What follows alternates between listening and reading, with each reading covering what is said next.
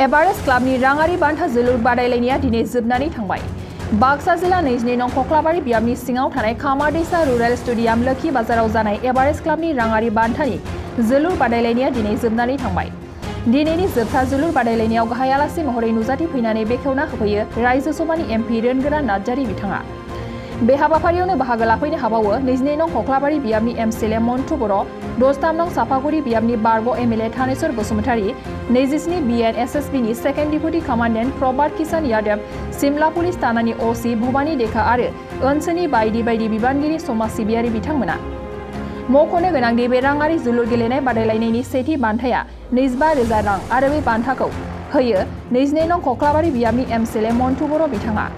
लोगोसेयैनो नैथि बान्थाखौ होयो बर' सावथुन मुलुगनि फेस्ला फावगिरि जोंस्रां ब्रह्म बिथाङा आरो बे नैथि बान्थाखौ बिथां जोंस्रां ब्रह्मआ बर' सावथुन मुलुगनि करिय'ग्राफार फावगिरि सोमावसार बसुमतारीनि बिफा रुंसारि बाबुराम बसुमतारीनि मुङाव होयो।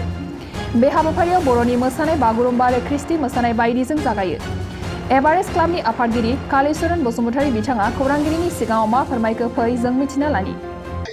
थांनाय 7 आगस्तनिफ्राय जोङो प्राइज मानि फुटबल टुर्नामेन्ट बेयाव एभारेस्ट क्लाबा बानजायदों। बेखौ जोङो 7 आगस्तनिफ्राय दिनै फाइनालाव सफैबाय।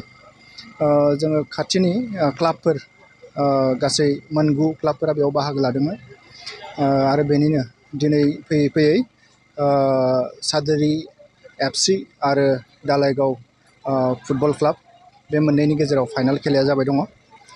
बे खेलाखौ जाफुंसारनायाव जोंखौ ओनसोलनि गासैबो मेलेमजिबि समाजनि मोजां हास्थायग्रा बिथांमोना खोब मदद खालामदों आरो राङारि मदद हरदों, जोंखौ मदद खालामदों। आथिखालनि इउपिपिएल सरकार बिथां प्रमद बर'नि दैदेननायनि माखासे बिबानगिरि बिथांमोना मानगोनां एमसिएलए मन्टु बर' सारखौ आङो साबायखर बावनांगोन। बिथाङा फार्स्ट प्राइजखौ बानस'दों आरो फैला जे बरगयारि बिथाङा ओनसोलनि मुंदांखा जौगाफुनाय सासे करिय'ग्राफार आरो एक्टर सोमावसार बसुमतारीनि बिफा रुंसारि बाबुराम बसुमतारीनि सोरगोआरि जिउमानि आलो गोजोननि थाखाय नैथि बान्थाखौ बिथाङा 20,000 नोगोद जोंनो बावहरनानै जोंखौ मदद खालामदों आरो बेनि अनगायैबो माखासे जोंनि बिजनेसमेन आरो माखासे गाहाम हास्थायग्रा बिथांमोना जोंनो राङारि मदद होनानै बान्थाखौ बावहरदों।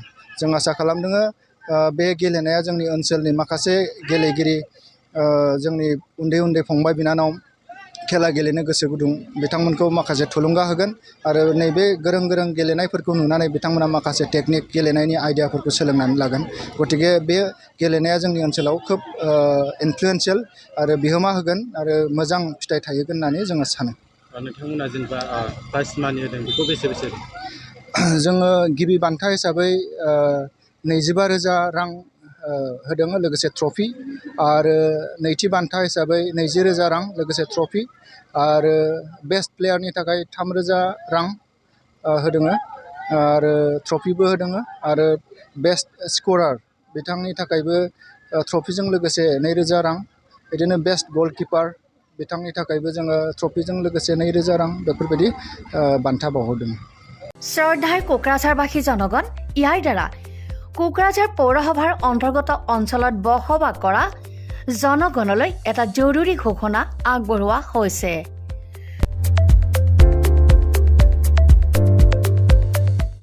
কোকৰাঝাৰ পৌৰসভাৰ অধীনত প্ৰপাৰ্টি বা হল্ডিং টেক্সৰ সেল্ফ এছেছমেণ্ট আৰু ৰি এছেছমেণ্টৰ কাম পূৰ্ণ গতিত চলি আছে।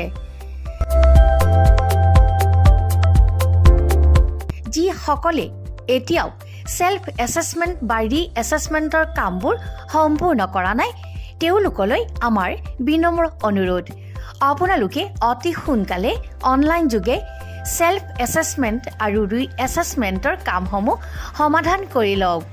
তাৰ বাবে আপোনালোকে অনলাইন যোগে প্লে ষ্ট'ৰলৈ গৈ আছাম প্ৰপাৰ্টি টেক্স এপছটো ডাউনলোড কৰি এই এপছৰ দ্বাৰাই আপোনালোকৰ আধৰুৱা কামবোৰ সম্পূৰ্ণ কৰি ল'ব পাৰিব।